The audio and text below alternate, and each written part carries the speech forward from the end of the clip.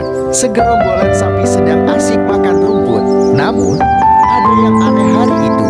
Salah satu sapi yang dikenal paling pemalas tiba-tiba mulai bergerak dengan penuh semangat. Dia menemukan sebuah ladang tersembunyi di balik bukit kecil. Ladang dengan rumput paling hijau dan segar yang pernah dilihat. Sapi pemalas itu dengan cerdik menyembunyikan temuan tersebut dari kawanannya. Namun, perilaku anehnya membuat sapi-sapi lain curiga. Mereka mengikuti diam-diam dan akhirnya menemukan tempat rahasia itu. Namun, alih-alih marah, mereka semua tertawa karena ternyata ladang itu berada di sekitar pohon ajaib yang membuat rumput tumbuh lebih cepat setelah dimakan. Akhirnya, semua sapi menikmati rumput di sana tanpa takut kehabisan.